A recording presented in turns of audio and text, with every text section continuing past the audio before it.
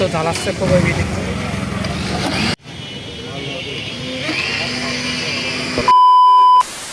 Hello everyone, this is Mohaimin ভাই and welcome back to another video.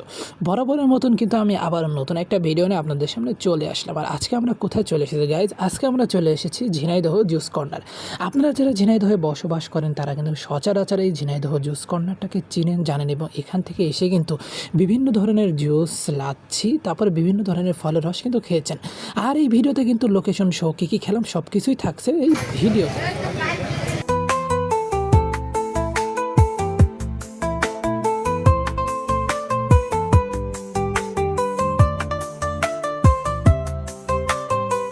এখানে শুধু লেবুর শরবত, বেলের শরবত বা লাচ্ছিই পাবেন না। এই যে দেখছেন গাছের শেকড়, এছাড়াও ড্যানিশ, এছাড়াও কিন্তু আপনাদেরকে দেখাবো নানা ধরনের বয়ামের ভিতরে তৈরি থাকা বিভিন্ন ধরনের মশলা। এইগুলো দিয়েই কিন্তু আপনার শরবত তৈরি করা হয়।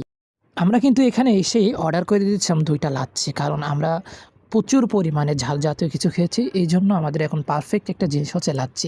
এই জন্যই কিন্তু আমরা লাচ্ছিটা অর্ডার করে দিয়েছি। আর এই যে লাচ্ছি বানানোর প্রসেসিংটা অলরেডি শুরু করে দিয়েছে।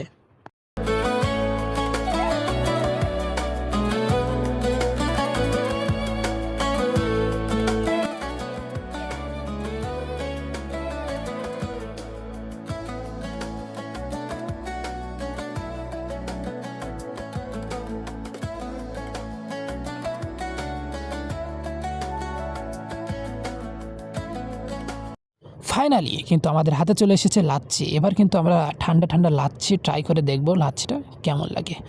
ও মাই গড গাইস, পুরা শরীরটা ঠান্ডা হয়ে গেছে এক চুমুকেই, কারণ হচ্ছে অতিরিক্ত ঠান্ডা। আর আমরা যেহেতু একটু আগে ভাজা পোড়া খেয়ে এসেছি, এই জন্য এই জিনিসটা আমাদের জন্য দরকার ছিল। একটা কথা না বললেই না, সেটা হচ্ছে লাচ্ছি যে পরিমাণ দিয়েছে, এই পরিমাণ যদি আরেকটু গাঢ় হতো তাহলে কিন্তু আরও বেশ মজার হতো। কারণ লাচ্ছি যত গাঢ় হবে তত টেস্টি হবে, কিন্তু লাচ্ছিরা একটু পাতলা হয়ে গেছে, যার কারণে হালকা একটু স্বাদ মরে গিয়েছে।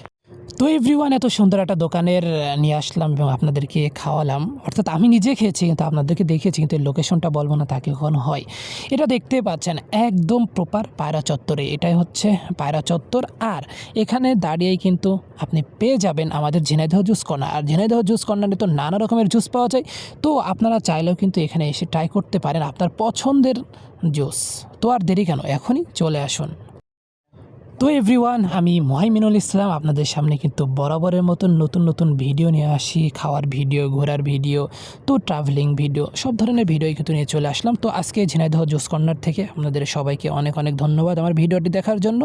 আর অবশ্যই কিন্তু কমেন্টসের মাধ্যমে জানাবেন ভিডিওটি কেমন হয়েছে। সবাই ভালো থাকবেন, সুস্থ থাকবেন।